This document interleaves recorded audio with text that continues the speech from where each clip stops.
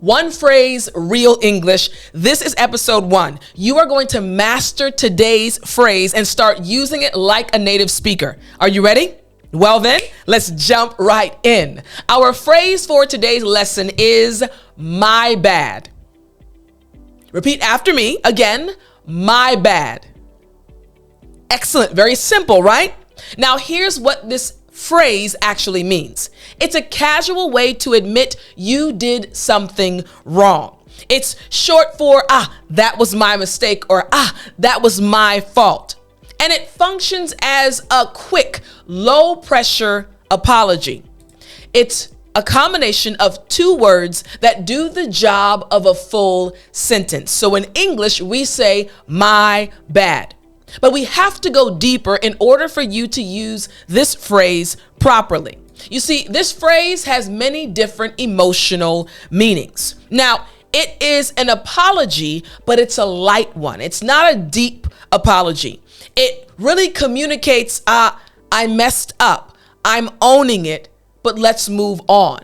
It's not rude, but it's saying, hey, I did mess up. I acknowledge it. I would like to move on. My bad.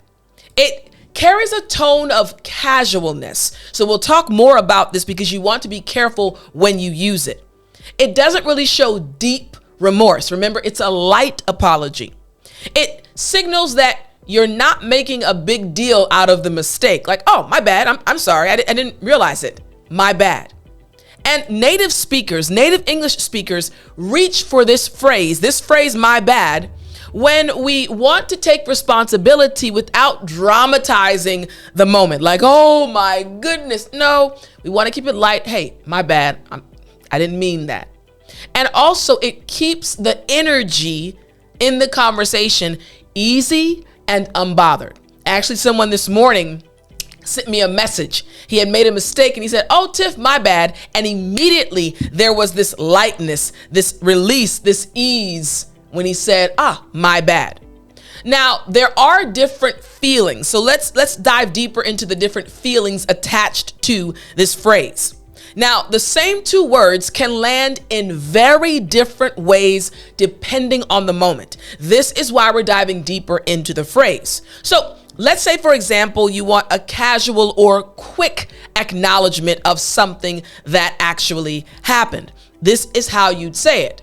You bump into someone in a hallway. You can say, oh, my bad. You bumped into them. It's not a big deal, but you want to acknowledge and say sorry. You say, my bad. This feels light, almost reflexive. No real weight to it, right? You're not saying, oh, I'm so sorry. Please forgive me. No, my bad. Very casual and quick acknowledgement. Our second example for, again, the feeling of this phrase. When you're genuinely apologetic, but you still want to be casual. You can say, for example, in a situation where you forget to text a friend back for 2 days. They texted you and it's been 2 days. You can say, my bad. I completely forgot to get back to you. You see, this is sincere, but it still keeps the conversation very relaxed. What about this example? Let's say you want to be playful and you kind of want to joke with your friends. This is how you would say it. You've eaten the last slice of pizza that your roommate actually wanted. You could say, oops, my bad. You have a little smirk on your face. You're not really sorry. You're just acknowledging it with humor. You're being playful. You're joking around. And what about this example? When you're being slightly dismissive, you can say, let's say someone gets annoyed at you for a small thing. You can say, okay, my bad, relax. Again, it carries an edge like, fine, I admit it, but you need to calm down. You see, again, there's a different feeling attached to this phrase depending on the situation in which it is used. Now, I want you to pay attention in our first dialogue to how this is actually used. Let's say you are at a coffee shop. Here's the dialogue that happens. Jasmine, hey, I thought you were grabbing me a latte too. Marcus, wait, oh, my bad, I completely forgot. You want me to go back? Jasmine, nah, it's fine. I'll get one later. Marcus, no, I got you. I'll be right back. You see how my bad was used in this situation. Oh, I'm so sorry. My bad. I'll go back and get you one. Now, I want to break this down even more. You see, my bad, why does this sound so natural? In this situation, my bad comes out the second the mistake is realized. It's an instant reflex. And paired with I completely forgot, which softens it further. You see, a native speaker wouldn't say, I sincerely apologize for forgetting your beverage. That would feel theatrical and weird between friends. The phrase keeps the moment light and moves the conversation forward. My bad, a very useful phrase. You're seeing now why this is so powerful. Now, we're going to go to our next dialogue, but if you enjoy this type of lesson and you want to every day of the week from Sunday to Friday get a new phrase in your inbox via email totally for free and learn a new English phrase, all you have to do is go to www.dailyenglishvocabulary.com.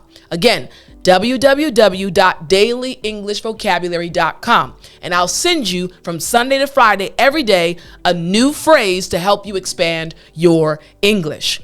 Now let's look at dialogue number 2. This is about playing basketball with friends. Now here's the dialogue.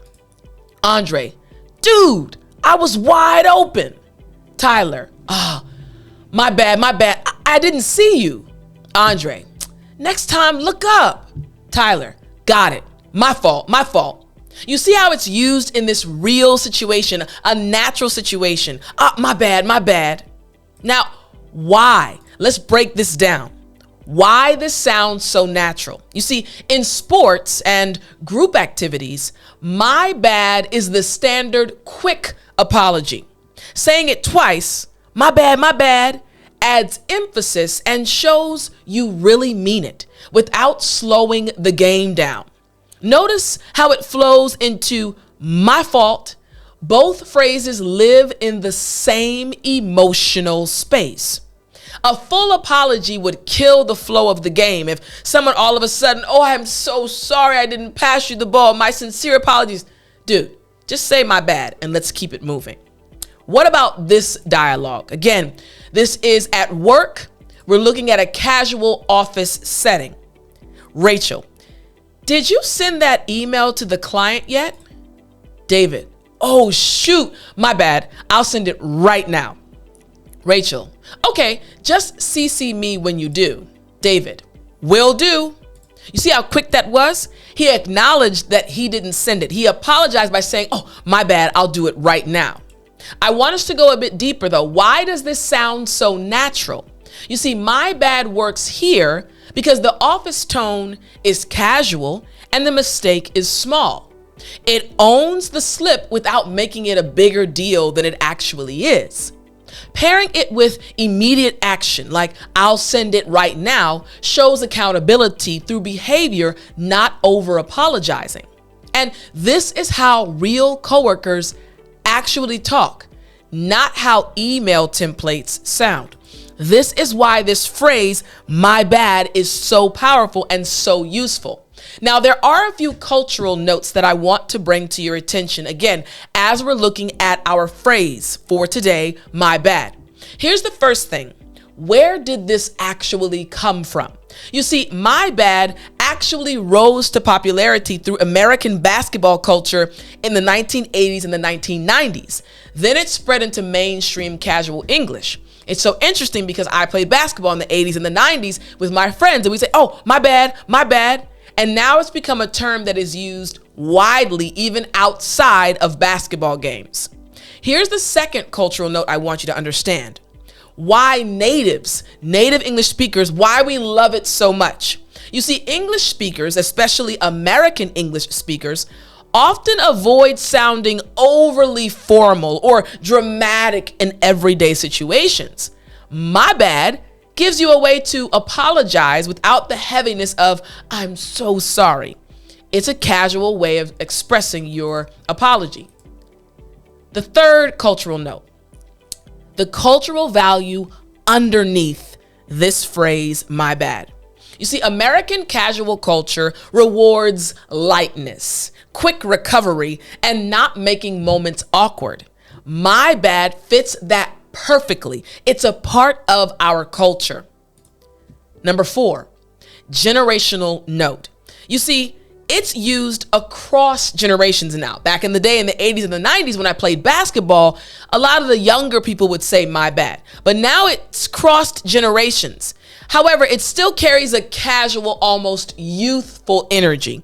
So I may not hear my parents or a grandparent saying it as much as someone in maybe their 30s, 40s, or even 20s saying it, but it is used across generations. And number 5, what it signals about you. You see, when you use my bad, naturally, it signals that you're comfortable in casual English. It's an insider phrase. And if you're watching the video, ignore me doing the air quotes. I'm doing that because I see it on the screen. But using this, it shows that you have an insider track. It's interesting. Earlier, I think I may have mentioned it. A friend of mine who also works with me, he was texting me and he had made a mistake or forgot to send me something, and he said my bad. Now, English is his third language. The moment he said my bad, I said, whoo, you used that phrase so well. It felt so natural. He felt like a native English speaker in that moment. It's an insider phrase. Now, when should you use this phrase? So here's the first situation in which you can use it. I'm going to give you 3 situations. Situation number 1. With friends in casual situations. Forgetting something small or bumping into someone or making a minor mistake. In these situations, you can say, my bad. The second situation when you can use this is when you're in a casual workplace environment or you're with coworkers you're close with, right? Not to your boss, but your coworkers that you're close with. When you have a small slip or you missed an email or a minor oversight where the tone is relaxed, like, ooh, my bad, girl. Ooh, my bad. Again, with coworkers you are comfortable with, coworkers you're close to. And finally, you can use it during sports, during games or group activities. You see, when you mess up a play or miss a pass or make a quick mistake and need to keep the energy moving. For example, true story, this past Sunday, I played in a flag football game. I played with a co-ed team. We won, by the way. We won. It was 26-6. We did well. And someone, there was a catch, right? A ball was thrown. The football was thrown. Someone missed it. What did they say to the quarterback? My bad, man. It slipped out my hands. Don't hit me again. My bad. It slipped out my hands. Again, during a game, a very simple apology. I should have caught that. Great throw to the quarterback, but the person missed it. My bad. So these are the 3 situations you can start using my bad in. But what about when you should not use this phrase? So I want to give you different situations which you should not use this phrase in. 3 situations. First, in serious situations where someone is genuinely hurt or upset. You see, if you've truly let someone down, my bad sounds dismissive and like you don't care. If you really did something to hurt someone and your response is my bad, you don't sound sincere. It doesn't sound like you're really acknowledging how much you hurt them, how much you disappointed them. So you don't want to use this in serious situations where someone is genuinely hurt or upset. The second situation is informal professional settings. You don't want to use this, let's say, in job interviews or client meetings with executives or formal presentations or written professional emails. It's too casual and it signals you don't read the room.